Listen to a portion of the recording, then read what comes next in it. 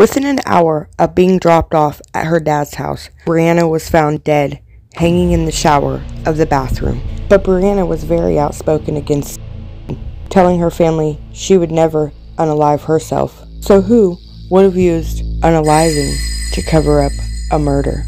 Stay tuned and find out right now.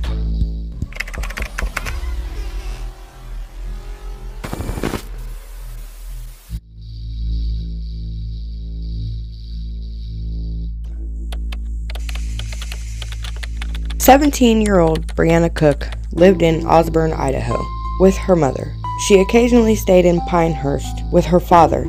On the night of October 25th, 2013, Brianna's sister Bethany was celebrating her birthday. October 25th, 2013.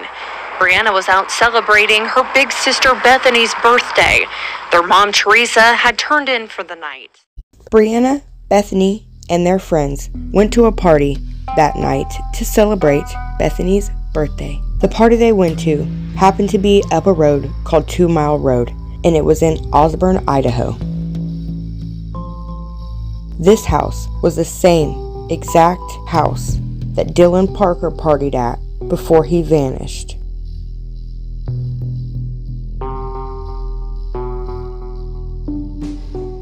The night of October 25th, 2013, Brianna Cook was celebrating her big sister Bethany's birthday. Their mom, Teresa Palin, had already went to bed when Bethany and Brianna, along with some friends, went to the party, which was at the house in Osborne, Idaho. Brianna left the Osborne house around midnight.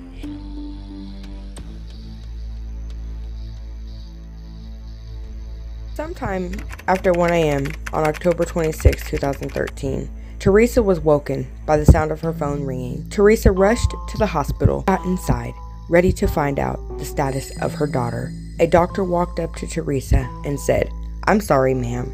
Your daughter didn't make it. I'll get her cleaned up so you can say goodbye." Teresa was devastated. She said, "I was so confused. It kind of feels like sliding off the edge of the world." Brianna had spent the evening with her sister Bethany at the house in Osborne, partying with friends. Sometime before midnight at the party in Osborne, something upset Brianna, and Brianna stormed off. Bethany was quoted saying she got mad, but that was Brianna. "You would fight, and then she'd text me and say, 'I love you, sissy.'" She got mad. That's how she was. She'd get mad for a little bit, and then you'd make up with her later. She'd text me and be like, "I love you, sissy." Bethany and friends quickly followed after Brianna to find her, and when they did, they took her to her father's home in Pinehurst. And this is where we pick back up. An hour after Brianna is dropped off, her father finds her in the bathroom, hanging with an extension cord tied around her neck. Now, Brianna's autopsy report states that she died from asphyxia due to hanging, but it noted something else. It noted that there was trauma to the head, as well as injuries on Brianna's lower lip, her finger, and her leg. Investigators were adamantly saying teen suicide, but Brianna's family thought differently, and they had a pretty good reason why. Teresa, Brianna's mother, is quoted saying she did not know how to even tie her own shoes. She couldn't get it. She wouldn't have tied it. She couldn't have. It's not possible. Brianna could not tie knots. How did she tie the knot in the rope extension cord to hang herself?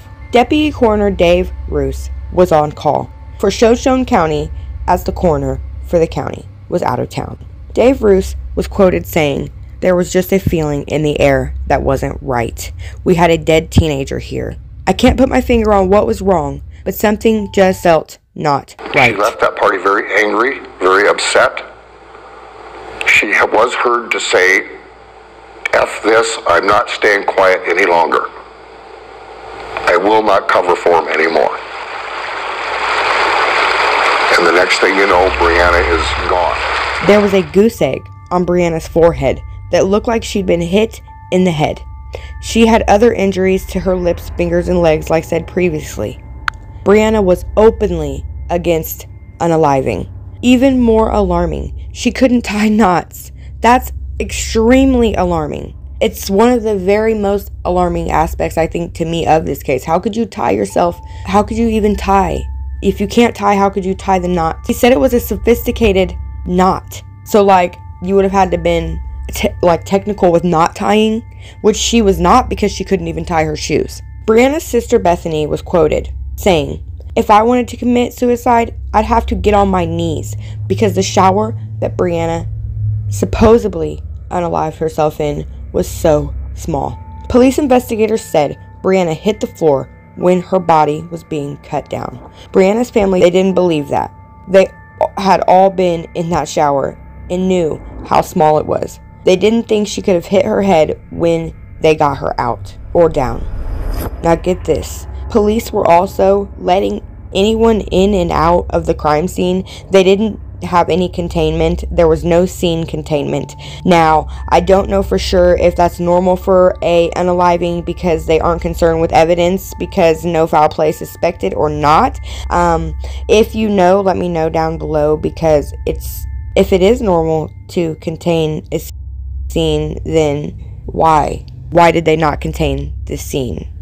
In my opinion, at the least, they are just overlooking it, and at the worst, they're covering up evidence. It just doesn't make any sense to me. Still, we are not finished with the extremely suspicious parts of Brianna's death. Apparently, the last thing anyone heard Brianna say before she fled the party in Osborne that night, the night of the 25th, was, "I'm not staying quiet any longer. I will not cover for them anymore." Deputy Coroner Roos said she either saw or heard something that extremely upset her. She left that party very angry, very upset. The next thing you know, Brianna is dead. After the police found out what Brianna said before leaving that party, they said they saw no signs of foul play. Just that alone is enough signs of foul play for me. If she said, "I'm not covering for them anymore," and then took off and ended up dead right after, under the circumstances that she did end up dead under, I would be extremely suspicious. Brianna isn't the only teen whose death was extremely suspicious, though. As if nothing seems strange at all. Mona Rupp, the mother of Dylan Parker, was quoted saying, "I have a hard time believing he got up to where he was on his own." Dylan Parker is the teen we discussed last week. If you haven't seen it, I will put it up there in the cards, and you can click that at the end of this video and check that out as well. It is a very strange case and definitely worth a look at if you haven't seen it. Mona said he'd been drinking. I could tell he was drinking. He just called and asked for a ride home. We were going to meet at the gas station. I drove up to the house where he was at. My dad and I drove up 2 miles to turn around. When we got up to the top of the turnaround, there was snow. Dylan was nowhere in sight, and shortly after, his phone was shut off. Fresh snow, no footprints, and Dylan was nowhere in sight.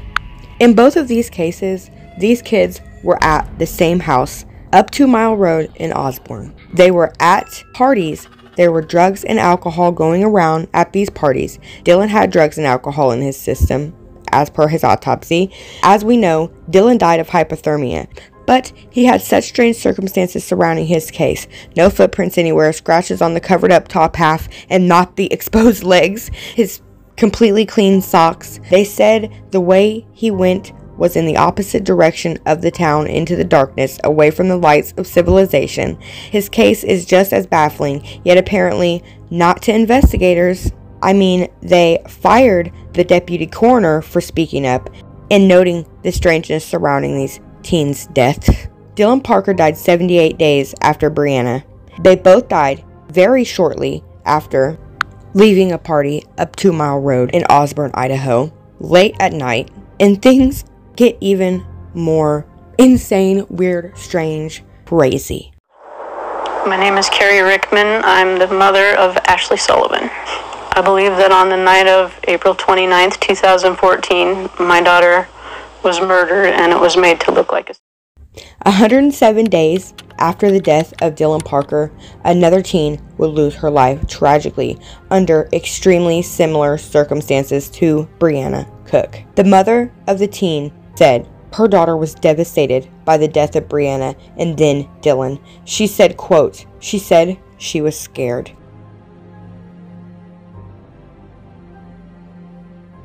So this is getting absolutely insane. Things get deeper and deeper.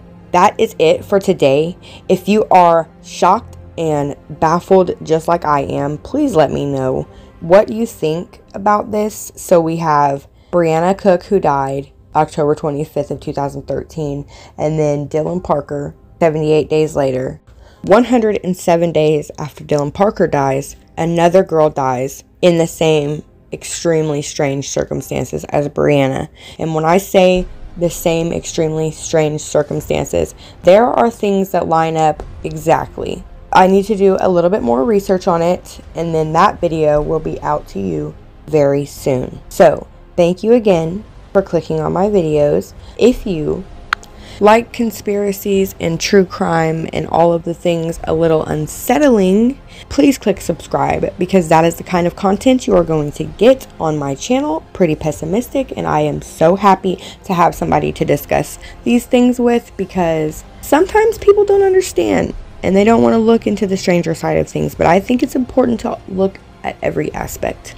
Thanks again for clicking on today's video and spending this time with me. I am always so happy to know that you guys are interested in the same things as me.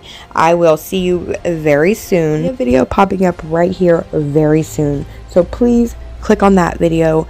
I will put the Dylan Parker case here so that if you haven't seen that, you can. And if you have, I will leave some other videos of mine that you can watch and spend more time with me. Thanks again for tuning in, and I will see you guys very soon with some very interesting things to tell you.